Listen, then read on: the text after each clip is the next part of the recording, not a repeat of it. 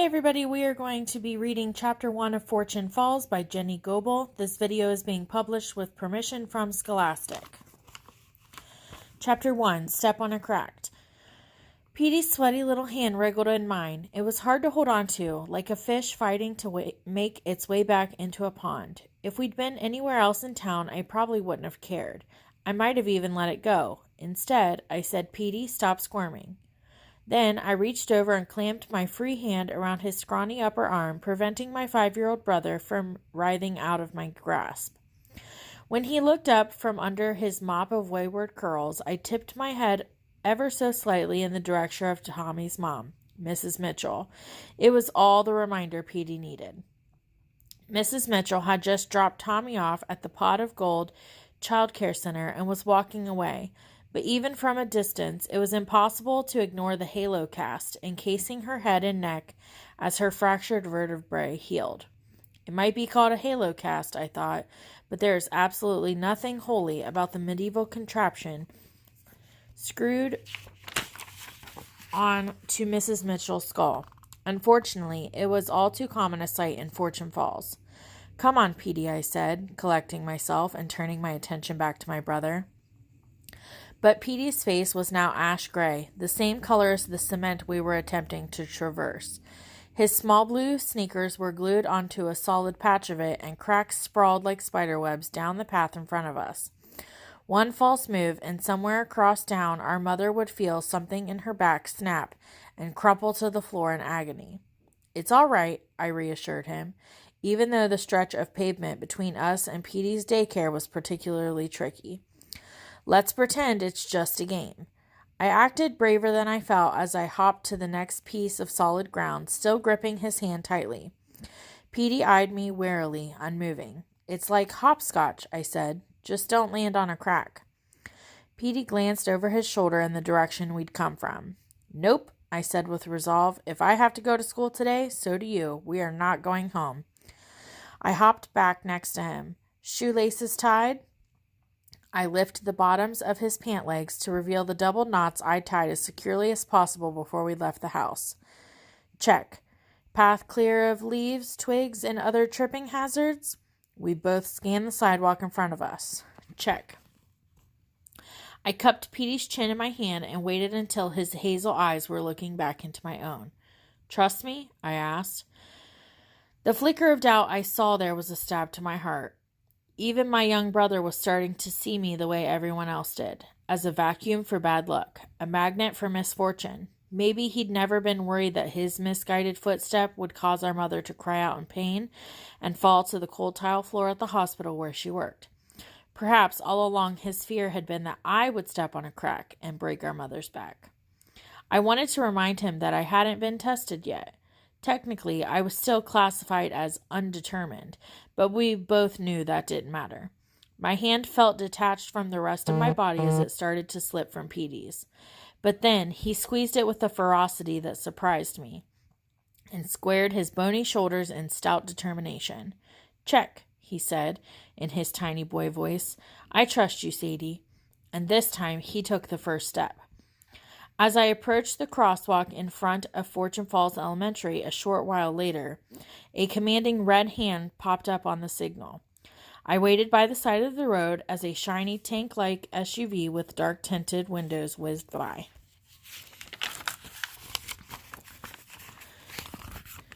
I didn't have to see who was riding inside to know that Lucky's had caused the light to change.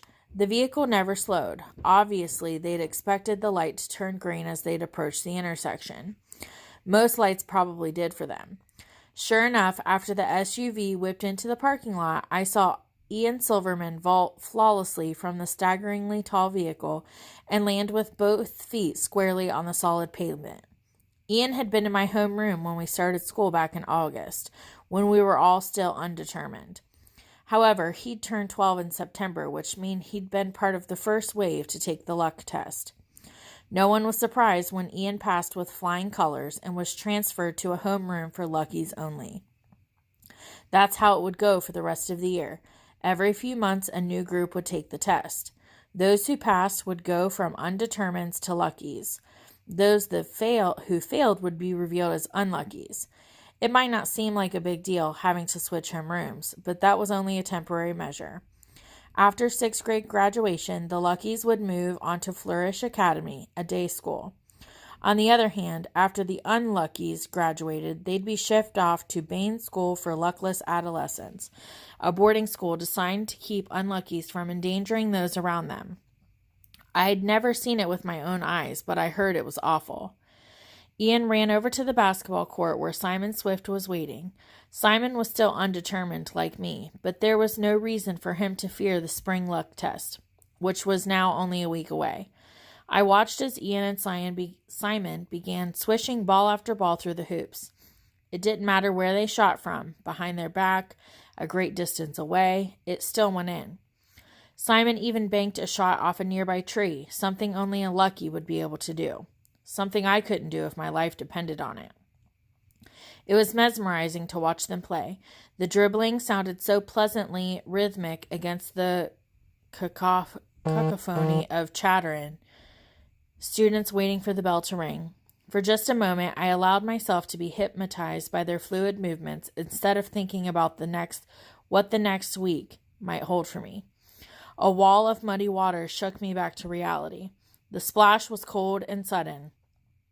I whipped around in shock only to have a second spray kicked up in my face. If I hadn't been so entranced by Ian and Simon's game, I would have noticed the giant puddle in the gutter. Instead, I stood dumbly on the sidewalk nearby as one car and then another had driven through it. Now I was soaked and angry with myself for making such a careless mistake. Lights never magically turned green for me. I had to pay attention. I couldn't afford not to. I wiped my eyes and lips with a dry spot on my sleeve just as the bell rang and everyone else started piling in through the front doors. I sighed heavily. Mrs. Swinton wouldn't like if I was late again, but she'd like it even less if I dripped dirty water all over the classroom carpet.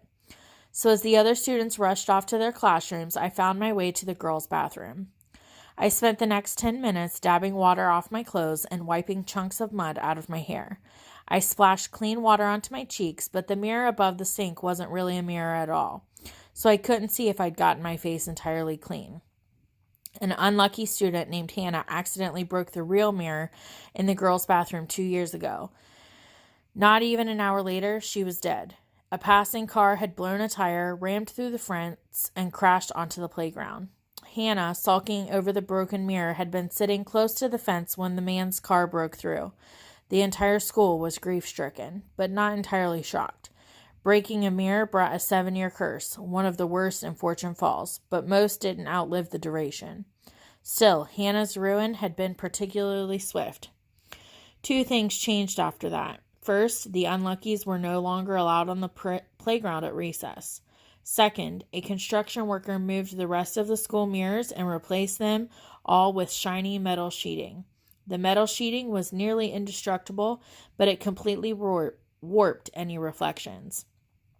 I could see a wobbly outline of my face, framed by my own unruly curls, but my features were all distorted, and I couldn't tell if I'd missed any splatters of mud. It didn't matter, though, really. It's not like I could wash all the speckles off my cream-colored sweater or light blue jeans anyway, or rinse all the unlucky from my blood for that matter. I'd have about as much luck doing that as a leopard that would at changing its spots. All right, come back for the next video for Chapter 2.